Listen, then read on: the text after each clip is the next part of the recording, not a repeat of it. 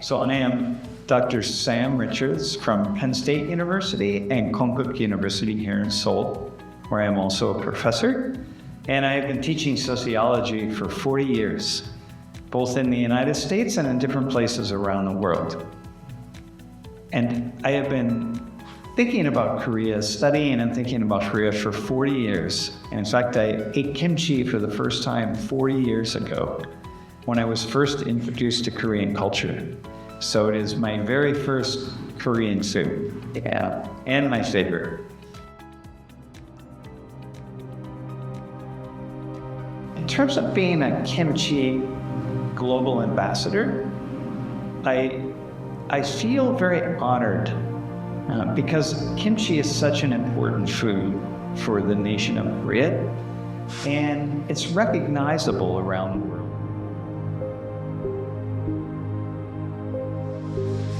Is there something unique about rice-based cultures that's different than, say, wheat-based cultures? Because it's really rice or wheat are the two fundamental staples for agrarian societies. You know, once human beings started to be settled in places, you had to have staple goods. So you have rice, you have wheat, you have potatoes and root vegetables, and you have something that's got to be very staple to provide nourishment where you live. You know, there's a couple things related to rice that are essential, right? And one is that, you know, rice requires community. It requires farmers, the producers of rice, to be acting, as we say, in concert or in collaboration with one another.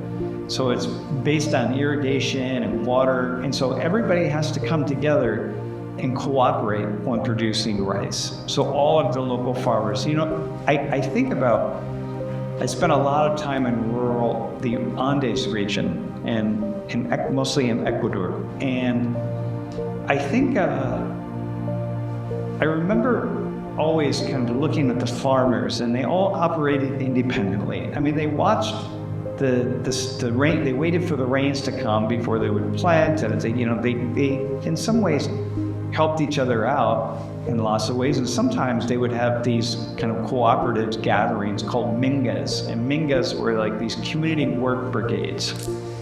And but mostly that wasn't the case. Mostly all of the farmers operated independently, but that's not true with rice. You have to plant and irrigate in cooperation with all of the people around you. And so when we think about rice-based cultures, we're naturally going to think about the sociology of rice production regarding the larger collectivity and the larger group. So, you know, it's not chance, I don't think, that in rice-based cultures we see unique kinds of governments.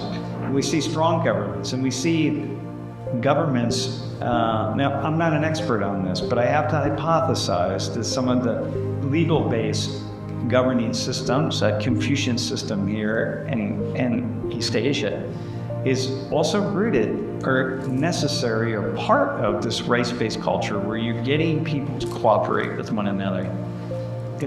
So, you know, there's a culture piece that is we talk about. I talk about this often, the difference between a communitarian-oriented moral order and an individualist-oriented moral order. And when we talk about moral order, what we're talking about is the way we think about right and wrong and good and bad in a society. And so in Asia, the Confucian-based moral order is much more communitarian than it is in the West. Now, that's not inherently a good thing or a bad thing, but it is different.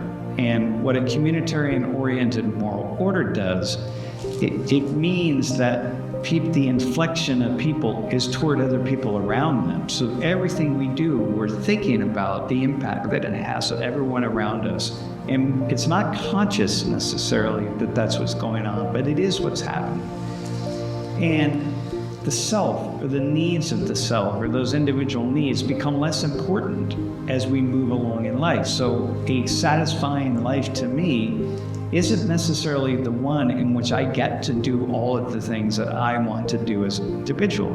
A satisfying life to me in a communitarian-oriented moral order is just as likely to be the life that to be satisfying when I see people around me as realizing their own needs as well as my own. So everybody sacrifices a little bit in a certain sense, but it's not seen as a sacrifice. When you have a natural communitarian orientation, as we see in East Asia, emerging out of Confucian thought, well, it's linked to the kinds of the way we dress, the way we educate ourselves, the kinds of food that we eat, all of these types of things. And so it's not chance that we see this kind of rice culture emerge in the places. I mean, we see it emerge.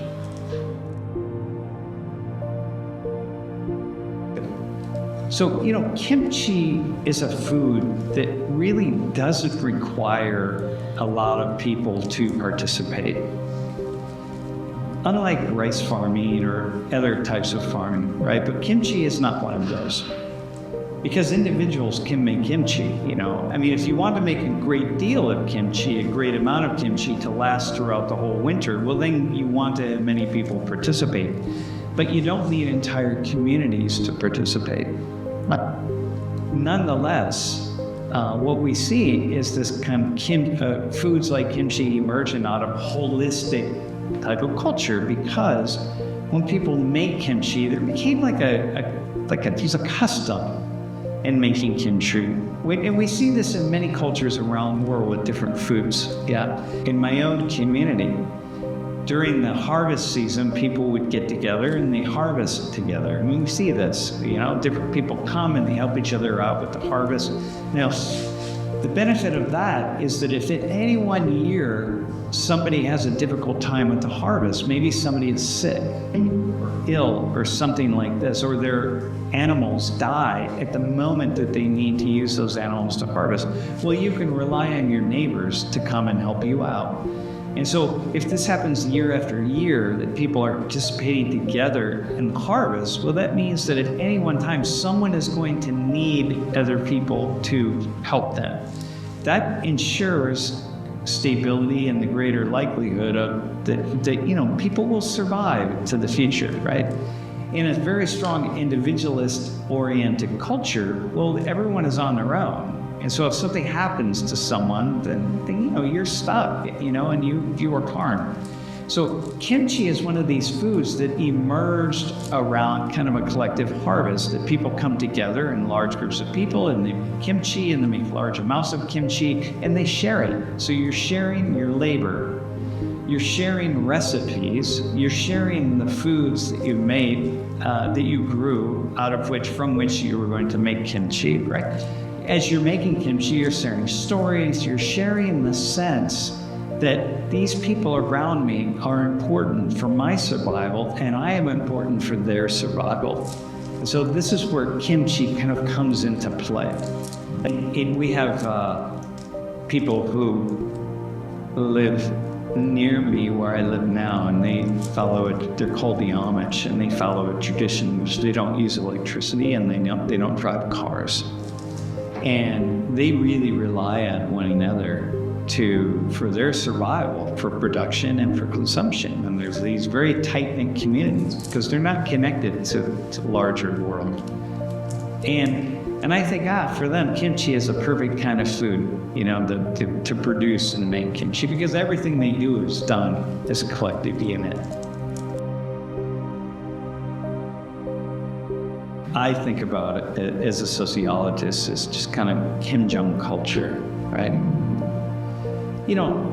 Here's the thing. We had this idea that life was very harmonious and everybody got along and everybody gets along, that kind of thing. But when I think about right now Korean politicians, and I think about how they're arguing with one another and they're always at each other's throat and, attacking one another and so on. And I think that, well, that's not just politicians. Life is difficult and people disagree. Disagreement is part of the human experience. Conflict. So harmony requires conflict. This is something that my wife has taught me and talks about all the time. Conflict is part of the human condition. And you don't have harmony without conflict, because conflict is differences. So people come together in a group and they have different ways of seeing the world, different ways of understanding things, different ways of making kimchi. And so when they bring those into the group, there's always going to be some small amount of conflict, right? But it's a small amount of conflict, right? And the conflicts generally get worked out pretty quickly. It's when it turns into combat and war that it's a problem, but conflict itself is not a problem. This is all my wife's thinking. This is her theoretical work, her life work, really. So she's really taught me this, and it's very important. I think about 5,000 years of social lives here in Korea. And I think, those 5,000 years are marked by a lot of conflict. And so you need ways to mitigate, we say in English, mitigate or smooth over that conflict. Well, what a better way to do that than to cook together, right? To prepare food. Because making food together is a thing all over the world. Peace groups use cooking and sharing food as a way to promote peace between enemies. So now I think, at least once a year, you're coming together with this really important staple product called kimchi that is essential and it's big, and all Koreans recognize this and have recognized it for centuries and centuries, right?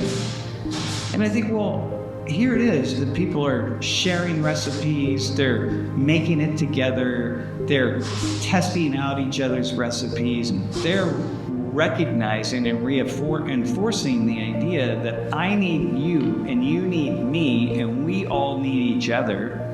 And so because maybe my crop fails one year and the crops around me don't fail, and so therefore I need you or I won't survive, but maybe in 3 or 4 years my crop will do well and somebody else's crop will fail, right? So I think about harmony.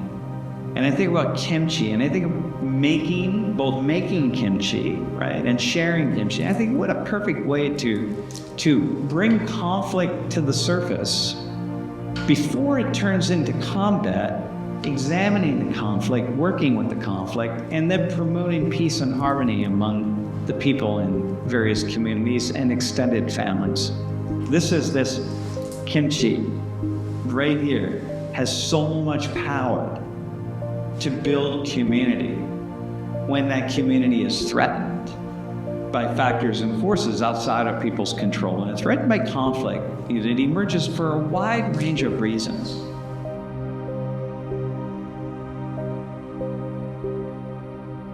People sometimes ask me, okay, what's your favorite kimchi? And I think, sometimes Koreans ask me that, and they know that, well, there are hundreds of ways to make kimchi, But a lot of times people who are not Korean, who haven't tried a lot of kimchi, they ask me that and they say, oh my gosh, I can't give you an answer. First off, I haven't memorized the names of all the many, many dozens of types of kimchi that I've tried.